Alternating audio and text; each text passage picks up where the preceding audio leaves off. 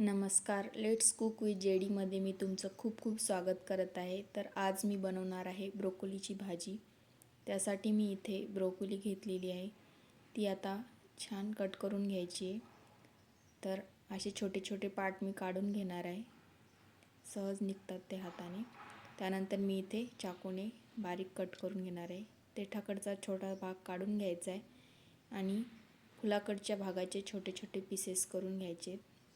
अशाप्रमाणे मी सगळी ब्रोकोली कापलेली आहे. आता मी धुवून घेणार आहे स्वच्छ 1 ते 2 पाण्याने. त्यानंतर मी गॅसवरती कढई ठेवली, त्यामध्ये 2 चम्मच तेल टाकले. तेल छान गरम झाल्यावर त्यानंतर मी त्यात जिरं ॲड केलेलं आहे 1 चम्मच. जिरं छान फुललं की त्यामध्ये बारीक कट करून घेतलेला कांदा टाकलेला आहे. कांदा छान आपल्याला परतून घ्यायचा आहे. कांदा छान परतल्यानंतर आता मी त्यामध्ये अद्रक लसणाची पेस्ट टाकून घेणार आहे 1 चम्मच. ती पण आपल्याला कांद्यासोबत परतून घ्यायची. एखादा मिनिट परतल्यानंतर आता मी त्यामध्ये कट करून घेतलेला टोमॅटो टाकून घेणार आहे. बघू शकता इथे मी एक टोमॅटो टाकून घेते. टोमॅटो पण आपल्याला छान मिक्स करून घ्यायचं आहे. नरम होईपर्यंत परतून घ्यायचं आहे. आता बघू शकता टोमॅटो परतलेला आहे. त्यामध्ये मी अर्धा चम्मच हळद, 1 चम्मच धने पावडर, 1 चम्मच गरम मसाला, 1 चम्मच लाल मिरची पावडर टाकून घेतलेली आहे. कोरडे मसाले पण आपल्याला छान परतून घ्यायचे तेलामध्ये. गॅसची फ्लेम इथे मीडियम किंवा स्लोच ठेवायची. आणि आता मी ब्रोकोली टाकून घेते. स्वच्छ धुवून निथळून घ्यायची अशी. आता ब्रोकोली पण छान मसाल्यासोबत परतून घेणार आहे.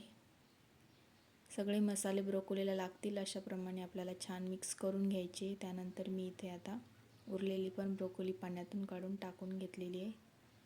त्यानंतर आता मी इथे चवीपुरतं मीठ टाकून घेते आणि परत एकदा छान मिक्स करून घ्यायचे. सगळीकडे मीठ लागेल असं आपल्याला मिक्स करायचं आहे. त्यानंतर आता मी इथे झाकण ठेवून ब्रोकोली 2 ते 3 मिनटं शिजून घेणार आहे. पाणी वगैरे टाकलेलं नाही आहे मी. 2 ते 3 मिनटं शिजल्यानंतर आपण उघडून बघूया. तर बघू शकता ब्रोकोलीला छान असं पाणी सुटलेलं आहे भाजीला. आता परत एकदा मिक्स करून घ्यायचे आणि परत 2 ते 3 मिनटं आपल्याला झाकण ठेवून शिजवायचे. टोटल 6 मिनटानंतर बघू शकता ब्रोकोली तयार आहे. तर मी त्यावरती कोथिंबीर टाकलेलं आहे. कोथिंबीर पण छान मिक्स करून घ्यायचं आहे आणि आता आपली भाजी तयार आहे. तर व्हिडिओ आवडल्यास व्हिडिओला लाईक, शेअर अँड सबस्क्राईब करायला विसरू नका. थँक्यू.